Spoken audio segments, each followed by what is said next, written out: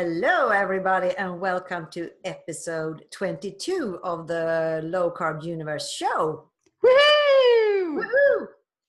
And for the first time, it is also a video. So Yes. you can look at it, watch it on YouTube and see our funny facial expressions to what we say. So yeah, and anyway. of course we have it with just the audio as well, if you don't want to see us. Yeah, that's true. I mean, yes. Yeah. Today we will talk about difficulties when starting on keto or low carb, how we've solved them, the problems we've had, or things like that. Yeah, definitely. Yeah. The way I look today, because it's the video, of course, and I'm preparing to go to Majorca. Yes. So I thought I'm trying to come into Majorca mode. I don't look like this every day, not even down in Majorca, but yeah, I just fell for it. Yeah. Now I'm finished. So Bitte, what difficulties did you have going low carb?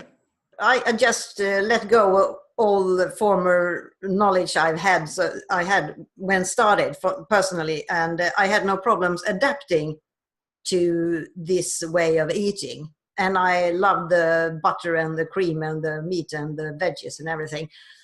But the most difficult thing actually was my family. Yeah. To make them realize that this is a very healthy way of eating. Yeah, and that it's sustainable. Yes, and I had to convince them that I wasn't going to die. That is a big point, though. Yes. It's quite important, both for them and for you. So yes, it is. And I promised to do regular health checks and things like that. And actually, after almost 10 years, my family isn't into the same diet as I am, but they eat better than average normal people, because we eat a lot of veggies instead of pasta, and potato they eat maybe once or twice a month instead of 3 times a week as they did before. So when you go low carb, even if you don't inspire people to follow exactly the same, well, no one should follow exactly the same, but to follow fully low carb, you at least inspire people to eat better around you. So I think that's a really important point.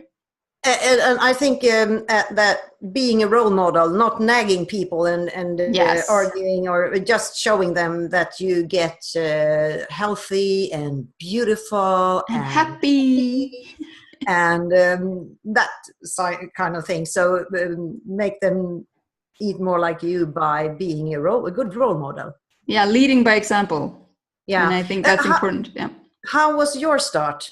But maybe was it more difficult to get people around you to understand because you're diabetic and you need carbs?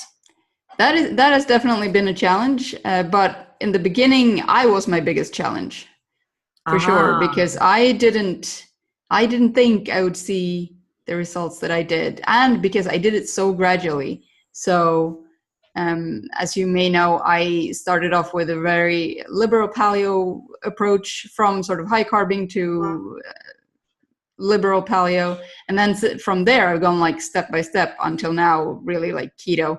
So it's not, I didn't go just overnight and be like, I no longer eat pasta. But I rather took it step by step. And throughout that journey, I have been my biggest challenge.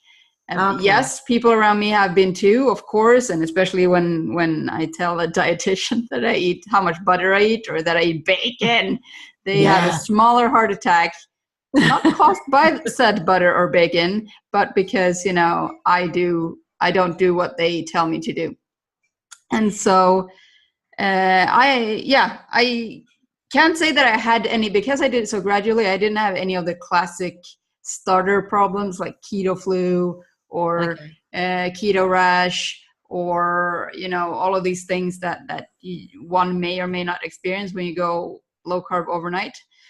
But it was more of a mental challenge for me. Okay, yeah. And other difficulties like you travel a lot nowadays, and did you travel a lot when starting on this diet as well?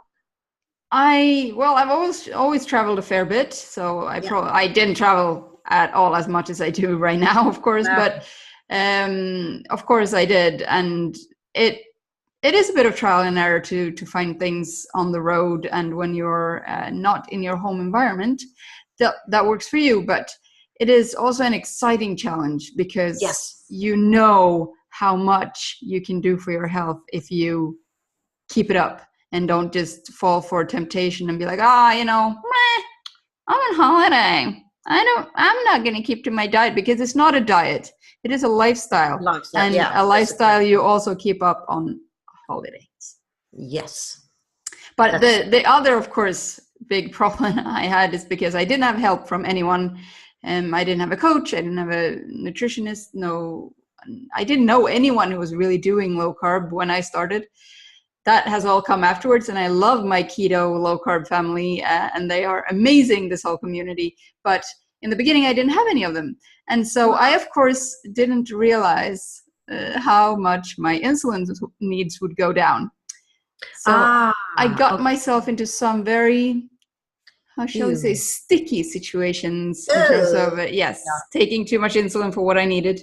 And yes, but that was a steep learning curve. I learned very quickly that, look at that, you need less insulin. Good. Yeah. I was lucky enough living in Sweden, the sort of the origin of low carb, high fat. So we had like forums, and we had blogs, a lot of blogs. For example, the Diet Doctor had started. So I could get a lot of support and get a lot of information. So I think it was easier for me in that way, because, but I as I said before, I read a lot, and I read books and blogs and everything, because I was so afraid of doing this, turning over to this lifestyle. But once I did it, I've never looked back. Never looked back. Absolutely. And I don't think, even if there would be, some studies come out and say keto is really bad for you or something, I still don't think I would change, because just judging by how much energy I have and how well I feel, eating very low carbs in comparison to how oh my God, it's a terrible feeling. Terrible. Yeah. When it comes to traveling, I've been out traveling quite a lot myself, and it can be quite challenging depending on where you are. Yeah. Because if you are like in these really tourism places with menus with pictures of the food, and it's all very often it's pasta and pizzas and French fries and a mountain of French fries. Yeah. And something I really like when I travel, it's buffets. Yeah. Because there you always can find the right stuff to eat. Yeah. But it can also be a trap. It can. You can eat too much, even if you eat healthy food. Yeah. But it's also very easy to, the dessert table looks yummy. Just a small or something. The most simple way is to decide to keep on track. Of course. And then there is one of the things that I started with in the beginning, especially when I went out to restaurants or traveling or something, it was, take whatever comes with pasta, potatoes, polenta, rice, all of these things, and just don't eat the carbs. Even that even works perfectly fine with the sandwich and a pickle, but in a pinch, because, for example, on certain airlines, you only get sandwiches for snacks, or they only have sandwiches, and then fine, you take the stupid sandwich and then you just pick out the good bits, at least, unless they have cheese and chutney in it, which is maybe not the best combination. But at least then you skip the wheat, which is a big problem for me. Exactly, yeah. But the one thing that is really unique with low carb and that is that you can skip a meal and you won't die. You can. Because you can, yeah, because the blood sugar isn't up there and you don't have to eat anything when it goes down. So you're on this very nice level all the time. So if you skip a meal and you feel a little hungry, not as okay. Yeah. It doesn't matter. Yeah, no, that is a really good point. But also for a lot of people, fasting like that, and especially if they're forced into okay, let me start over with that. Fasting for many is a very mental game rather than a physical game. Exactly. So if they get sort of pushed into fasting on a moment's notice, that they're like, oh crap, I'm actually hungry. Well, I should be eating now. And there's nothing for me to eat. They can't get to that point of not eating because they're already so like prepared for it. Yeah, exactly. So, I think you need some fasting exercise before you try that. Yes, but if you are forced into that situation, there's nothing to eat. It's only like wheat and gluten and garbage and everything. Try to you rest assured in the fact that you will survive until next meal, until a proper meal.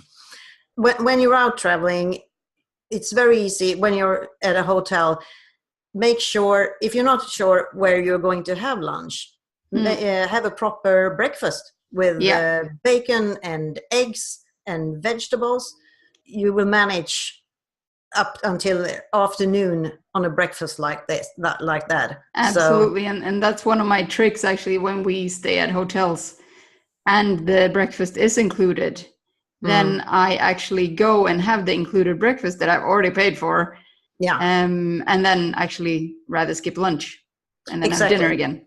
Yeah. So it's not much money. Like in most countries, it's really not a lot of money, but somehow it makes a difference for me. I don't know.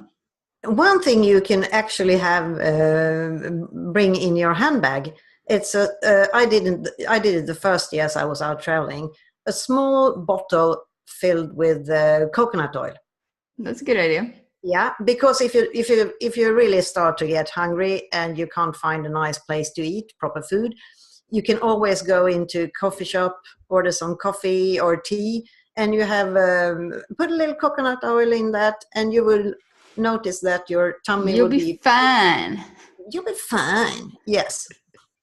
Yeah, but this wasn't about traveling. This was about challenges. Yes. But if you're some few advices. Yes, but it's true. I mean, summer is traveling season, so why not? It is. Yeah, and some of us, not me or you. Yes, you and I will always work, but some people have problems in their workplaces. Yeah. When it comes to the lunch break, and people say, "Oh, are you going to eat eggs? You can't eat eggs. That's dangerous."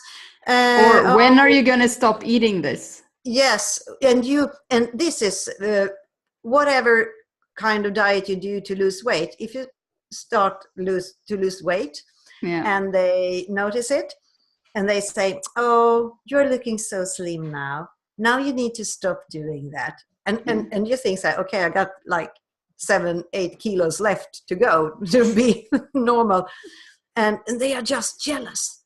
Of course. So that's most of it. Those people saying that. But going back to the lunchroom. The lunchroom in the workplace. I've heard that throughout the years, I've heard a lot of people saying that that's a really hard time for them. Yeah. Because people ask them and say, you shouldn't be eating all that butter, all that fat, and that looks disgusting, yada, yada, yada. And even worse, especially in Sweden, I've worked in a couple of countries, but I've never seen it as much as in Sweden, is the frickin' cakes that are brought into the office. The fika we celebrate. No, that is fine. A coffee break is cool. We can deal with that. But the frickin' cakes that are brought in for everything. Oh, it's someone's name's day. Oh, my dog just took a poop this morning. Let's have a celebration. Like, I don't understand. What the frick do the cakes come from? Yeah. Yeah, and when maybe a customer or a retailer comes to visit your office, they often bring the cake, cookies, and I don't know, and you just have to. I can say like this: it is easier not to eat when you're a low carber, because I've been a Weight Watcher for many years. And when I saw those plates filled with cookies and buns and nice stuff, I couldn't resist it. Of course, because your body wasn't nourished. Exactly, just half a bun. And I can't leave that poor little leftover half bun. I need to eat that as well. So it's easier to resist. Yeah, it is easier to resist when you're on low carb, because you eat to you're full. You're not hungry. That, and also you realize after a while that it is much easier to do low carb 100% full out at all times, rather than dabbling between doing. For low carb, I think the 80-20 rule, it works for some, but for most people it's completely ridiculous, because those 20% easily become the 80%. Exactly. So easily, because so many of us are so addicted to different foods, sugars, wheat, all of these things that are designed to be addictive nowadays. And if you another way of looking at this alienation in the lunchrooms at offices and workplaces is that you can feel like you're not in the group. You're an outsider. And maybe no one says anything about what you eat or what you not eat, but it can be tough for some people to feel that they are like something else. Yeah. You're not the normal guy. Which is still the case, but I think in the next couple of years, especially in Sweden, it's going to change hugely, because there is such a big community of low carbers, especially in Sweden, but also elsewhere in the world. Yeah. And I think that slowly but surely, this little grassroots movement is going to be like plop, plop, plop, plop, plopping up everywhere. And so even at your office. Exactly. I think. And even if people aren't fully low carb, there is a new consciousness about sugars and wheat. Yeah, there's a new awareness, and we're very thankful for that. This problem will self-resolve or something in a few years. So and then when you are in doubt, or you feel like, oh, I need to do this or that, so they will see that I'm a normal human being. So just try to think about all the advantages you get from eating low carb, eating real food. And remember, try to feel how you feel inside, and the energy, how you sleep, maybe you lost weight, and compare to your former life when you ate those buns and potatoes and pastas and everything. Try to strengthen yourself, convince yourself. Absolutely. That's a point that I think a lot of people miss when they start keto or low carb. It's this whole mental part of having to, it's not just about what you eat, it's how you handle situations, it's how you react to situations, it's how you react to comments and all of these things that you might not have in mind when you think, oh, I can eat bacon? That's awesome. It's just maybe something that needs to be reminded of. I think so. And be a bit egoistic. Don't think it's allowed. Yes, it's allowed, and it's a necessity. Actually, it is. Everyone should be forced to learn to be a bit egoistic. Yeah. Because there's a sound way of being egoistic, and doing what's best for you and your health and well-being. You do that, and don't care about the rest. Yeah, and that leads me excellently into the next point, which is just stop giving a poop about what other people think. It's just not worth it. Why? Ask yourself this question. Why should you be unhealthier than you are right now? Because Maggie over in claims thinks that your food looks disgusting. Yeah. That is insanity. Yeah. And you can make it a life goal also to annoy to piss off Maggie as much as possible with your food. Look here today, what I got. Look how much cheese there's on there. Yes. Take that, Maggie. Yeah. If you have any problems and need support, try to find a Facebook group. Yes. Because that is really very, very helpful to many people. Because you can go in when you're out traveling and you feel like, oh God, I so want to eat that pizza or pasta when being in Italy. And then you can go into the group and say, help me, I'm soon to be eating pasta. Help me to avoid it. Exactly. And people will rush to your help. Yeah, so, absolutely.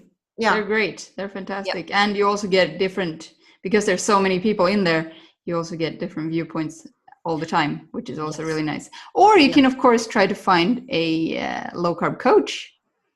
Exactly. Which you and I have been very helpful, but other people are still very helpful in terms of coaching.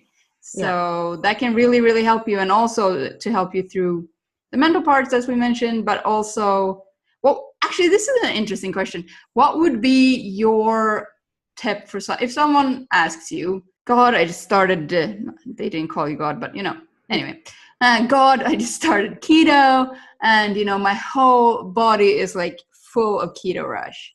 What should I do? Yeah. What's your advice? Okay. I thought you were going to mention it yourself. No. Many times it actually can help to increase the carb intake. Yeah. But that should be carbs from vegetables and not from chocolate bars or buns or things like that, because you can increase the intake of maybe eat some root vegetables. Yeah. Root vegetables, because they have a slightly higher carbs. Yeah, so, keto rash can really be a sign that you lowered your carbs too quickly. And your body is... Or too much, actually. Yeah, or too much. And your body is detoxing like a crazy thing from all the stuff that you have been eating recently. Yeah. And especially, some people have this when they start something new. They're like, this is my last feast of, amazing food that you think is amazing back then. With, cakes and buns and pizzas and breads and all of these things. Let me just get in there and like really eat all of it. And then, of course, if you go keto the next day, your body's going to be like, what the heck is this? What do you mean butter? This is weird. Butter? What is butter? No. And one other good thing is that after being low carb for about a year, I was thinking that I could eat bread. A really nice rye bread, sourdough, handmade with love in a local bakery. And I got so sick. Yeah. So have in mind that if you've been low carb for a while, if you eat something that you've been avoiding for a time, let me tell you, it can go wrong. You don't want to do it again if you get as sick as I did. No. So I never eat bread. Yeah. Never ever. No, me neither. So, and I don't miss it. No, it's true. I don't either. And I was like a sandwich woman. Yeah. Sandwiches. Easy and quick, Addict. Yeah, you say. Also, just quickly, the cure, of course, for the keto flu. These are basically the two most common starter complications of keto. It's keto rash and keto flu. And for keto flu, it's really, really important that you get in all the electrolytes. So magnesium, potassium, all of these things. Lots of sea salt, lots of water. My usual tip for that is when people come to me and say that, I'm like, well, make a margarita. They're like, what? That is so cool. I'm like, no, listen. So basically take half a lemon and then add a good pinch or two of sea salt to it, fill it up with water, drink it, enjoy it, and you will feel better within minutes. Yes, it actually, and if you're, even if someone normal should be listening to this, I can tell you. I don't think anyone is normal who listens to this. No, but that drink is perfect when you're in a hotter place. Because sometimes when you come down, like the first few years I went to Majorca, I was like, after a few days, I was like devastated. I couldn't do anything. I had no energy. I was sad. And then I tried this salt drink, just the one you described. And when I drank it, it was like energy started flowing into my cells all over my body. So it's very electrolytes. Electrolytes, yes. Love them. Yeah, they're blingy. I'm sure there are many other questions and good advices. And under this pod, please write a comment of your best tips or advices. Or if you have a question for a situation or something, ask it and we'll try to answer. Yes, fantastic. Well, have a great day. Yeah, but the same to you, Hanna. And I will speak to you next week. Yes, we will do that. Fantastic. Have a nice day. Bye. Bye-bye.